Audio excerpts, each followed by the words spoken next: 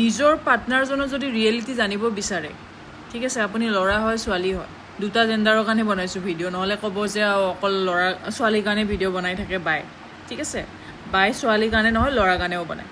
চ' ষ্টাৰ্টিঙত ৰিলেশ্যনশ্বিপত তোমাৰ পাৰ্টনাৰে তোমাক সঁচাকৈ বিচাৰে নে নিবিচাৰে, না তাৰ মটিভ বা তাইৰ মটিভটো কি, সেইটো যদি জানিব বিচাৰিছা ন, পৰীক্ষা ল'বা অলপমান।